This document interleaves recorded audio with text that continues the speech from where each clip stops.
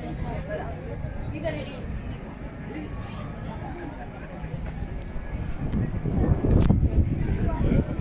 n'y a pas que le nuage de toxique. 100, 200. Alors, je me fais raisonner. C'est pareil. C'est mieux que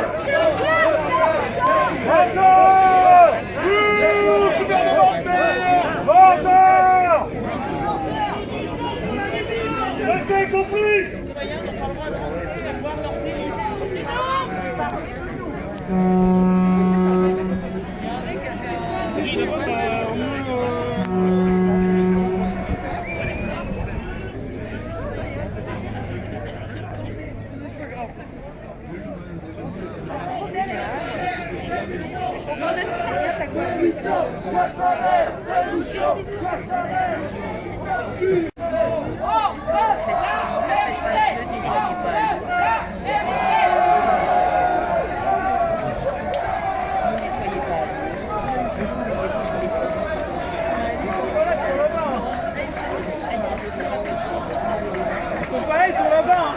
C'est ça, on dirait.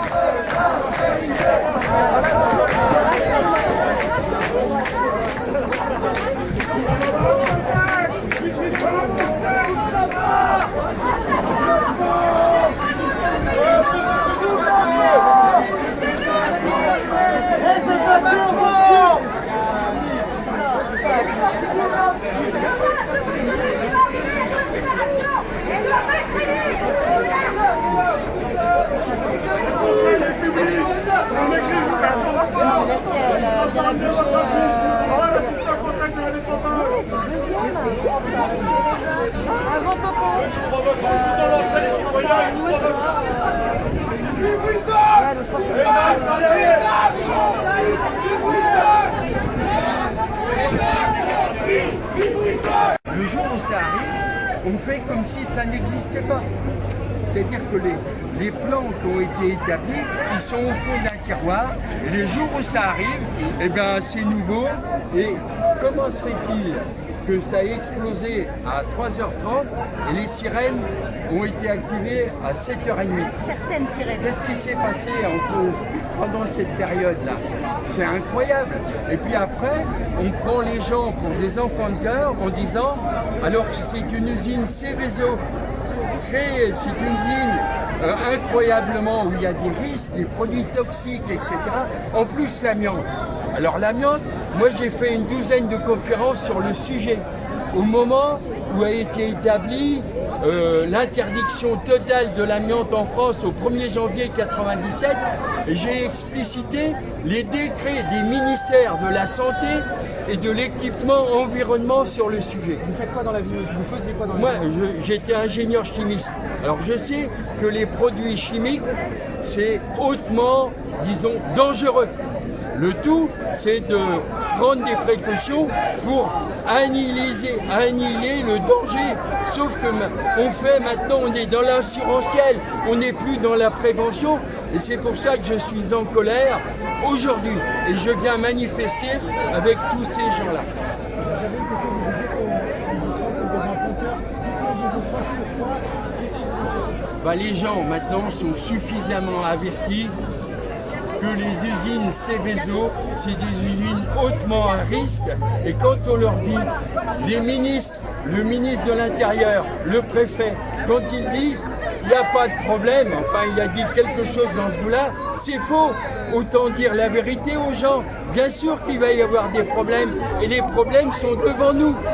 Bon, maintenant, on est dans le curatif, on n'est plus dans le préventif.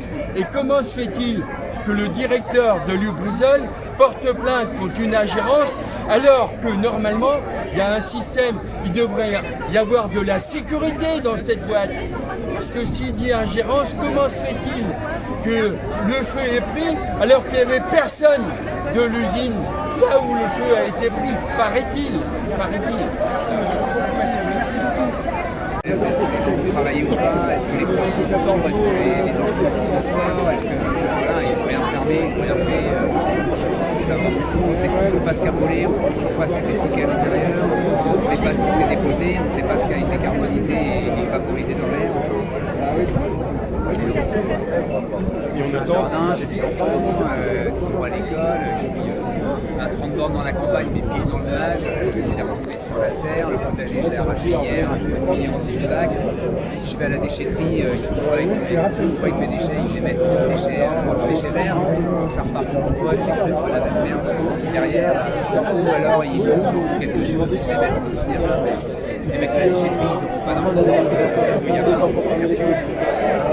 Après, j'espère aussi que les maires de toutes les communes impactées qui concernent par la technorage, comme ça, dans la mienne.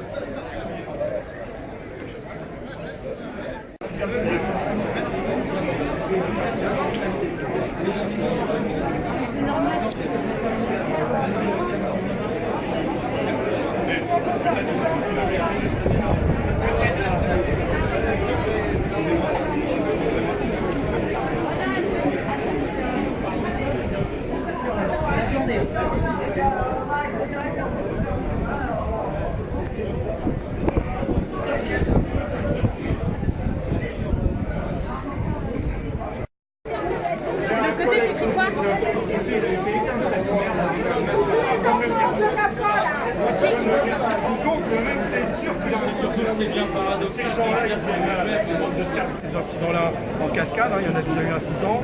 Comment ça se fait qu'on n'a pas été prévenu dès le début de ce qu'il y avait dans l'entrepôt? Enfin, c'est hallucinant. On est 4 jours après et le préfet dit qu'on n'a toujours pas exactement les produits qu'il y a dans l'entrepôt. Enfin, c'est quand même ça la vérité. Ensuite, il nous dit qu'il n'y a eu aucun problème. Et nous, on veut savoir pourquoi les sirènes vont sonner que 5 heures après et que les communes n'ont reçu aucune consigne claire sur le confinement de leurs salariés et des habitants dans les heures qu'on suivi. Donc tout ça, ce qu'il nous raconte, on le sait et on ne le croit pas. Voilà. Alors, M. Bergoval, le préfet vient d'indiquer, nous avons assisté à son allocution, il a indiqué que les sirènes n'ont pas été déclenchées sur son initiative, car elle ne voulait pas une prise de panique de la population. Est-ce que vous comprenez cette décision? Le préfet dit qu'il laisse. Non, il n'y a pas de prise de panique si ça sonne et en même temps, il y a les consignes qui sont données aux populations, les populations sont capables de comprendre. La panique, c'est quand justement les gens ont l'impression qu'ils sont délaissés. Donc c'est ça qui s'est passé. Les gens ont eu l'impression qu'ils étaient complètement délaissés par les pouvoirs publics et en réalité, c'est la vérité. Voilà. Le fait que Edouard Philippe est là ce soir, c'est pour réconforter les gens. Qu'il fasse une enquête interne avec ses services. C'est la seule chose qu'il peut nous faire, qui nous rassurer.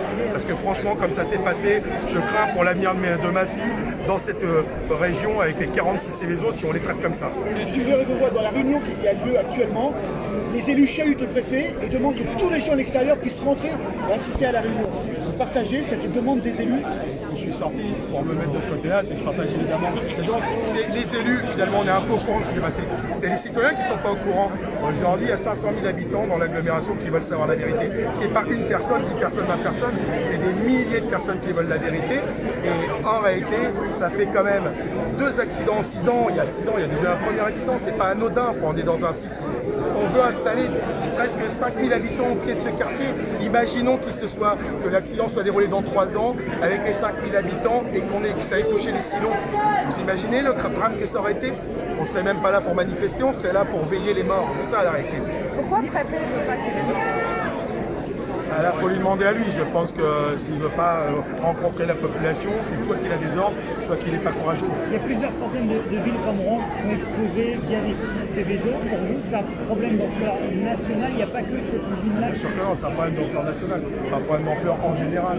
C'est un problème dans notre région quand même, 46 Céveso quand même. Il y a une demande d'enquête parlementaire de la part de députés, notamment insoumis. Vous y êtes favorable pour vous? Oui, on soutient cette démarche, bien sûr. Toute démarche qui va vers la vérité, on la demande avec eux, évidemment. Le fait que le préfet indique qu'il était hors de question que l'usine Lubrizol rouvre, c'est un bon point pour vous ou vous n'y Nous, voyez pas? il est hors de question qu'elle rouvre dans la durée, c'est-à-dire on veut sa fermeture définitive. Lui, il parle d'une Il n'a réouverture. pas été très clair, hein, il est entre deux ans, ça semblait l'air de dire, mais moi sans le préciser plus. je comprends pour l'instant que c'est, on essaie de voir si on peut sécuriser et après, les gens ont oublié, etc. Nous, on veut que cette usine s'en aille. Moi, je le dis, si je suis pas pour les PPP, ils le savent. Je suis pour que l'usine parle, je suis pour que l'usine paye et je suis pour que l'usine parte. Voilà, c'est une question de sécurité, c'est une question de bien-être aussi dans notre espace public. C'est ça qui peut réconforter les gens aujourd'hui. Il y a des autres mesures qui peuvent aider les gens de plus être en panique, de Les plus gens ils être veulent en savoir colère. ce qu'ils ont respiré, ils veulent savoir sur un suivi sanitaire, je pense que c'est ça aussi qu'ils veulent. Ils veulent savoir s'ils vont être indemnisés, il y a aussi toutes ces questions-là. Mais en tous les cas, la question centrale, c'est le départ de l'usine. Le fait que les écoles sont ouvertes aujourd'hui, c'est un bon signe, c'est pas bien. On a eu des tas d'enfants, je suis enseignant moi-même, on a eu des tas d'enfants qui ont eu des malaises et des enseignants qui ont eu des malaises, alors que toutes les analyses ne sont pas encore donné la vérité sur la situation. C'est pas possible qu'on laisse des lieux aussi sensibles ouverts. Donc moi, tous les collègues qui font le droit de retrait, je les soutiendrai en tous les cas.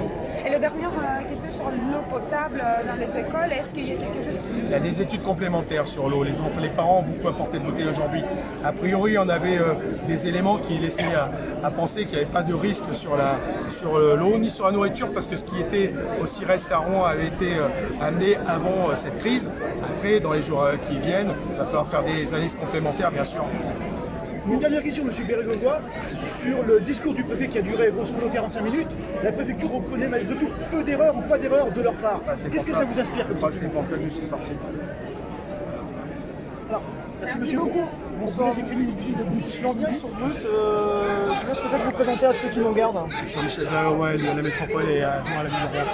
Vous avez assisté à la réunion à l'intérieur? Oui, j'ai assisté à la réunion, mais pour moi, c'était du blabla technocratique, de choses qu'on connaissait et qui n'apportaient aucune réponse à l'anxiété des gens qui veulent savoir la vérité sur le manque de réactivité d'une part et le manque de transparence sur les produits et les types de pollution qui a touché notre agglomération. Alors de leur côté, les autorités Néo-Lergère. je pense pas que ce soit vrai. Je sais pas si c'est vrai. Il est pour Lergère. T'étais à l'intérieur, tout à l'heure, on t'a reconnu. Et pour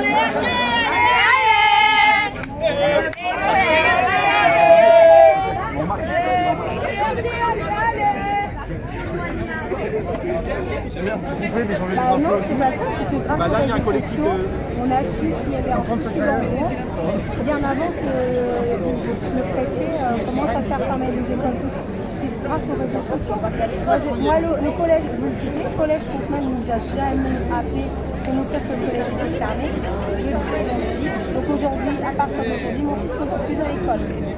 Tant qu'ils n'auront pas un écrit qui me prouve que le collège a été désinfecté, mon fils n'ira plus à l'école. Voilà. Et il y a une centaine d'avocats de Rouen qui se sont regroupés, qui vont se concerter pour déposer une plainte massive contre lui. C'est qui le responsable? C'est le préfet qui représente l'État? Le préfet, M. Castaner au-dessus, et puis M. Philippe au-dessus. Et puis c'est en cascade. Vous imaginez que pour Notre-Dame, il y avait le truc avec les gilets jaunes, on pouvait faire un retour le jour où Notre-Dame a brûlé. Notre-Dame a brûlé. La veille, on demandait 200 000 € de dons pour faire réparer le toit. Pas un centime de dépensé. Le jour où la Notre-Dame a brûlé, non seulement M. Macron a fait un discours, il s'est engagé à la réparer rapidement. Comme par hasard, on a trouvé des millions et des millions pour réparer en moins de 24 heures. Et nous, aujourd'hui, on demande tout simplement la vérité de ce qui a brûlé et qu'est-ce qu'on a respiré. Et là, M. Macron fait l'omerta. Oui, par contre, oui, M. Macron est hommage à M. Chirac, c'est très bien. Il faudra peut-être aussi qu'il vienne soutenir les gens de Rouen quand même. C'est un minimum, on l'a élu. Enfin, moi, perso, je ne suis pas voté pour lui. Il a été élu par le peuple français. La moindre des choses, c'est que son peuple est en détresse, veut la vérité, on n'a rien à faire. Quand on entend monsieur le préfet qui dit qu'il faut nettoyer un grand pot, l'eau va dans les sols. Et ça va où après? On dit que l'eau n'est pas contaminée. Les gens sont pas aussi bêtes que ça. Vous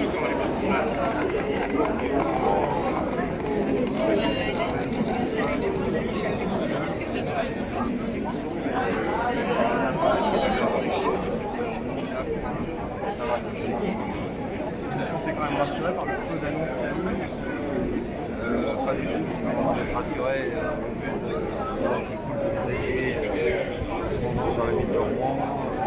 J'ai des flaques d'eau qu'on a pu apercevoir encore en arrivant qui sont toujours fouillées. C'est moi d'être rassuré et évidemment aussi content de santé. La fille qui était là encore jusqu'à vendredi continue de tousser, encore des nausées, encore vomi ce matin. Il y a des choses forcément qui sont pas encore expliquées. Vous concrètement, donc, il y a une nausée et tout, et dans l'évier, vous dites que l'eau vous fait brûler, est noire, ou qu'est-ce que vous avez vu je peux vous demander? L'eau au lavabo. L'eau au lavabo. L'eau est noire. Ah oui, ouais. Oui, quand ils ont brûlé l'eau, oui, c'est noir. D'accord. C'est noir, ça se voit, après ça revient normal, c'est noir, ça revient normal. Et du coup, vous, qu'est-ce que vous ressentez? Vous portez un masque là aujourd'hui Concrètement, je vois, j'ai peur à ma santé parce que je suis malade comme ça, il n'y a pas de raison. Il n'y a pas. Voilà, c'est pas un truc qui est normal quoi. Et donc, tous les deux, vous attendez vraiment des réponses, c'est ça surtout, c'est de... Bien savoir. Surtout des réponses, savoir les moyens d'action qui vont être faits et surtout voilà, dire aux gens s'ils doivent aller se soigner, c'est peut-être pas grand chose, mais au moins qu'on nous dise ce qu'il y a à faire, qu'on ne nous laisse pas comme ça au bord de la route, comme le gouvernement le fait depuis des mois et des mois. Voilà. Vous appelez comment tous les deux vos prénoms? Cyril. Mathilde. Et vous habitez à Rouen? D'accord. Près de l'usine à quoi? À peu près 2 km à Volpozo. De l'usine. De l'usine. D'accord. Est-ce que vous avez projeté de faire des analyses en laboratoire indépendant pour de votre côté? Demain, elle va chez le médecin déjà. Peut-être qu'il va préconiser une prise de sang. Voilà. Après, on n'est pas de là à être carrément couché au lit. Non, mais quand même. Il y a je suis asthmatique, je suis arrivé à Rouen, je tiens. Il y a un vrai souci, je pense. C'est bien effectivement que les élus demandent au préfet, mais ça devrait être dès jeudi que le préfet informe les élus, parce qu'effectivement, d'après certains élus, ils ont eu aucune information. Donc, et encore plus les citoyens. Donc nous, on ne sait pas, nos élus ne savent pas. On a l'impression que c'est d'en haut, Édouard Philippe, Castaner, qui bloquent les informations avec le préfet. Et voilà, on ne sait pas à quoi on est exposé. Donc tout le monde est très inquiet pour notre espérance de vie. Enfin, c'est terrible de dire ça, parce qu'on n'aurait jamais cru que cet accident-là, d'avoir un accident et puis que ça allait nous toucher, parce que l'amiante, par exemple, c'est une matière, on ne peut pas le ressentir. Donc voilà, même vous à France 3, vous avez été touché, et je pense que vous craignez aussi pour votre santé, quoi. Côté attitude ce soir, vous êtes dehors, il y a un mur, des vitres, vous aimeriez qu'on vienne vous voir, vous trouvez ça comment cette situation ce soir? Comment vous pourriez la décrire? Je crois qu'il y a de plus en plus avec ce gouvernement une dérive où on ne parle pas aux gens, ou alors on fait croire avec le grand débat, mais c'est un grand blabla. Et là, on veut parler, on veut avoir des réponses, et on n'en a aucune en fait. Et je ne sais pas si les élus vont aussi avoir des réponses. C'est-à-dire, est-ce que le préfet va dire clairement il y avait ça qui était stocké à Lubrizol, ça a brûlé, et quelles conséquences ça a?